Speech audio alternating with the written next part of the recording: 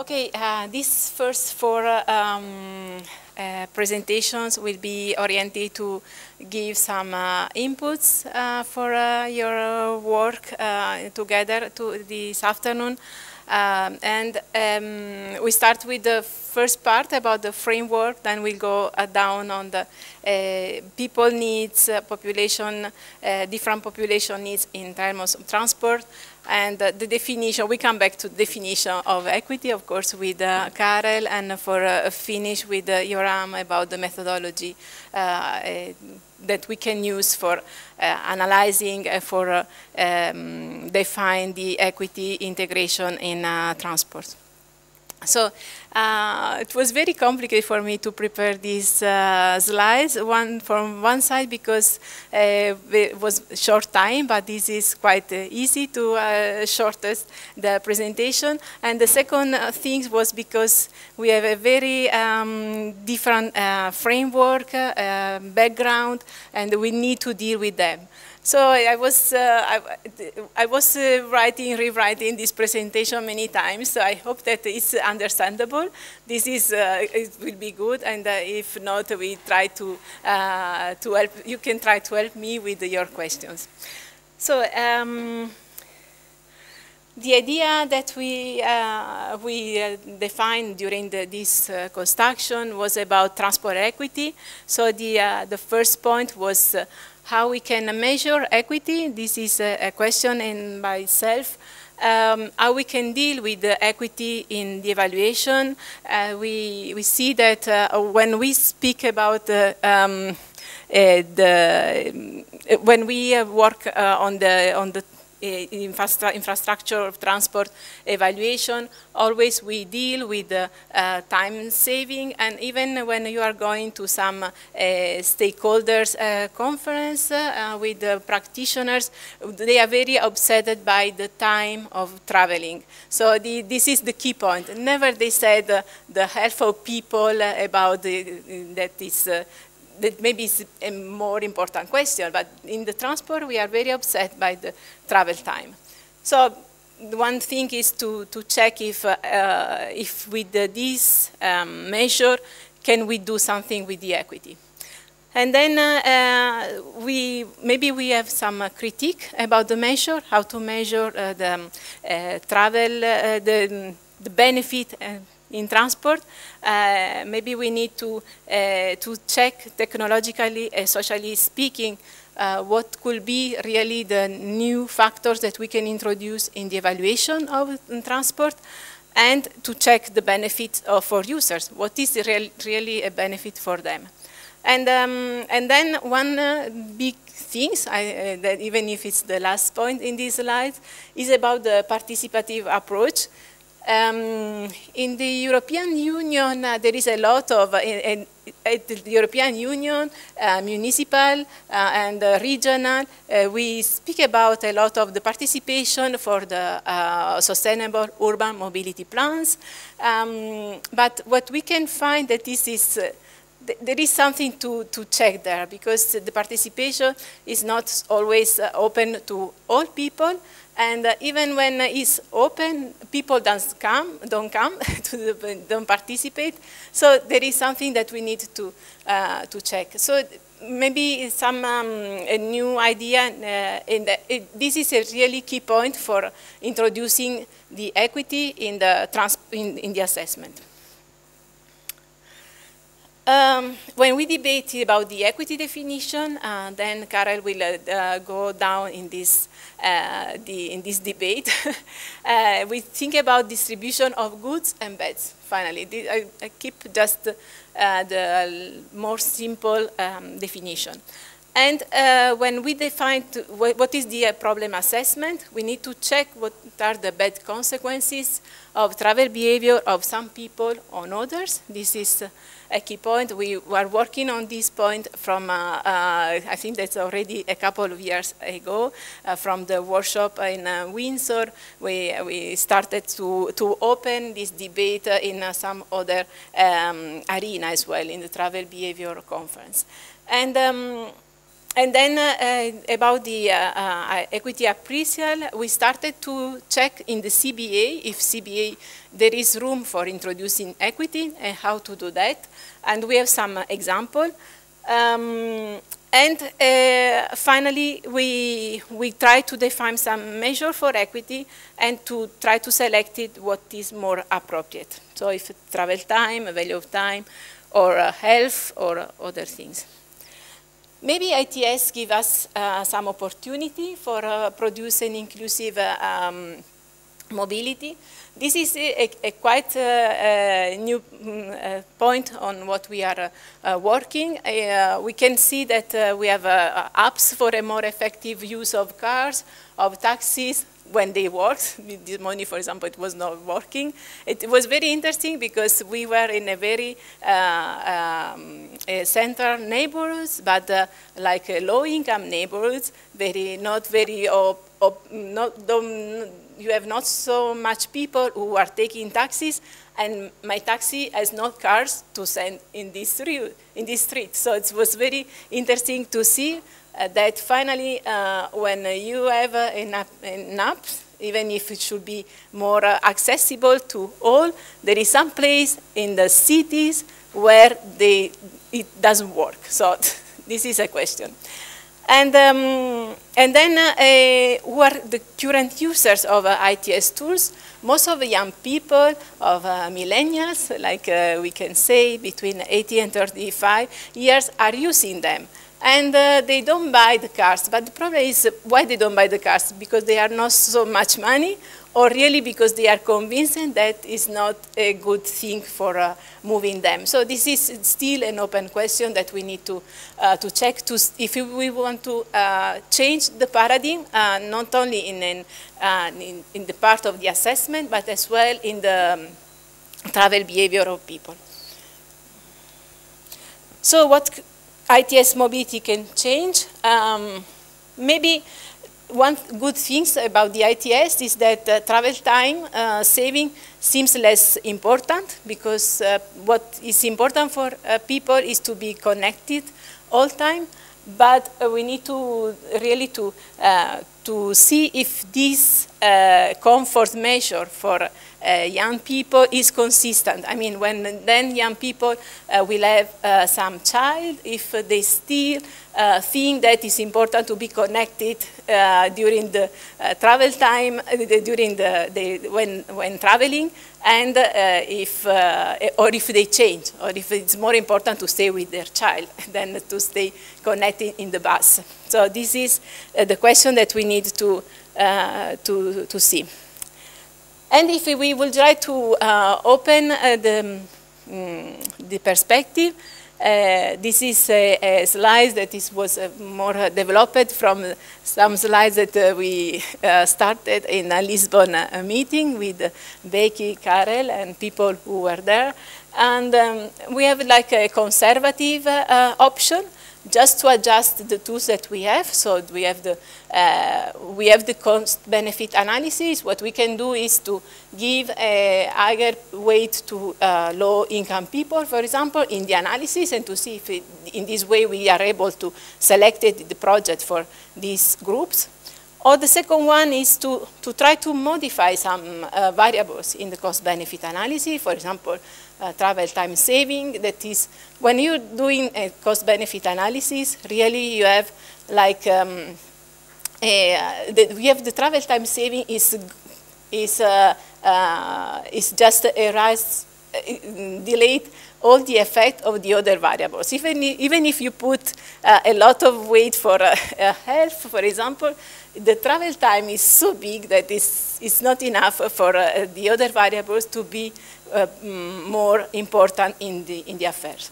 So there is this problem. So maybe a moderate way to change is to just to substitute the travel time saving with the accessibility gains, like Karel suggests. But even if we do that, there is still, we are not so sure that we will select the project that is more oriented to low-income people. So it is not enough. This is why we were thinking about the progressive new paradigm, looking for a new starting point. I'm not sure that we already find this starting point, but maybe we are working on, where the transport project selection will not be always based on travel time saving. And I think that the real problem is the utility function, because here the utility function is where you put together everything and you sum up, and you are losing the weight of each factor. So this is where we need to work on. CBA, raison d'être. Why we decide to adopt it everywhere, the CBA, that this is good because it's the first time that we could have like a way to decide for public decision in a very simple way. So we put together with the factor and we selected the project that is better. We have what is the rationalization? What is the CBA? We merge all the relevant information in a unidimensional value of in monetary terms, and we decide. We have a decision rule. We assess directly and indirectly the effect for each period. You have always sum or period by period, and we found the flow of the benefit during different periods with different social rate discount. So if the net present value is more than 0, it is good to do the project. If not, we don't do the project. And this is more or less the operation that we do. And finally, we find the number. We have the number. This is the story. This is why it's so easy to implement CBAs, and this is for like decision rules, because we have the number, and if it's positive, this is the best thing that we have for our society, and we can make a decision. Okay, but what is the price for having this number? The first one is that for simplify, we use the same discount rate for all actors. Normally, we take this from the bank rate, something like that. And the second thing is that we ignore completely the distributive aspects. So we are not separated the well-off from the not well-off people. We can do that. We can do more complex, and we can define a different social discount rate for each social group. But finally, even if we have this kind of separation for a kind of reason that we defined before, we still have the decision making for the majority. Because the problem is not if we were in some low-income country where the majority of people have more weight, it would be easier to use the cost-benefit analysis, because the sum of all people will be more, low-income people will be more represented. The problem is that when we are in a country where the lower or needed people are less than better off people. And what is the other point is that the social discount was not decided collectively. It is we just take the social discount from somewhere, or we decide to estimate arbitrarily and so on. So there is not a consensus on the social discount, because if at least we have like a consensus on that, we could think that the result of this appraisal practice will be more fair.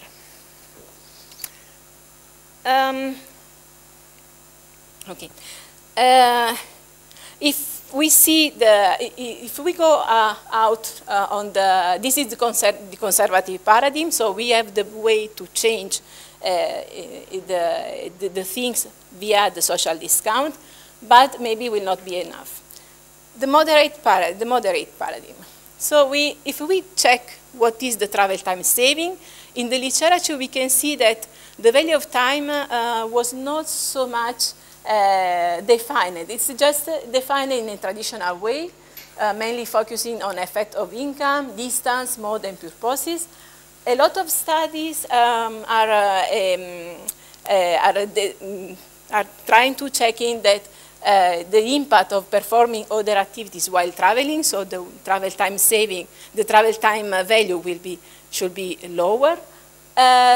Other studies, especially from Patricia Mokhtarian, are dealing with the real utility of travel. So maybe there is a real utility of travel, so it's not a cost. If we do some save of this travel, it's not benefit for people. So this is why we use the value of the travel time saving if this is not a cost for people to stay in the bus, for example. This could be contradiction. But very few, there is no study that are compute for value of time. And what we adopted in literature is an equity value of time. It means that we use the same value of time for all people. In name of the equity, we decide to consider the people in the same way, and, but we forget some equity regressive effect. What there is as well other studies that are showing that the coefficient of the travel time is 0. It means that when you put a coefficient 0 behind the travel time saving, you have just 0. So it's, this is as well a problem. And the travel time saving seems not to be adapted for considering the individual. Okay, this is more about the equity effect, progressive and regressive, and this is related to the nature of travel time. Possible conflicts. When we adopted cost-benefit analysis with the travel time saving, social discount, without consensus, and so on. We have a conflict with the agency, implementing policies that supposedly are best for people, but without their consent is an issue. I mean, I think that it's good for you to take the bike, but you cannot bike, or you are asthmatic, or everything. I mean, it's I didn't give you the consensus to say that is the best thing to do. For me, it's the bike. So this is a problem. The second conflict is between within the collective decision. Participation of the concerned stakeholders in decision process cannot be just accepting or refusing, because which will be easily manipulable. I mean, there is like a manipulation. What we do, especially in the SAMP process, is to use what people supposedly say, like we reoriented what they are saying. So this is a problem. A third conflict is with democracy. Who is the expert to decide what should be important or not, or how to apply it? This is the expert. Is better because he's an engineer, so he knows exactly that I can use the bus without the children, or with children, and so on. And the third, the fourth conflict is with information efficiency. There is some relevant information, including diversity issues, but are not straightforward in data, but maybe should come from the field directly. Finally, all this kind of conflict happen to make a decision, to take action in the things. Maybe the idea is to give the word to give the word. And so we propose like a need-based approach, and we will go down in this approach with our working group. And we can use this in different ways. Is using a survey or directly with the participation, with the deliberation. And the equity will be like the results of this process of the participation. This is all. This is for concluding.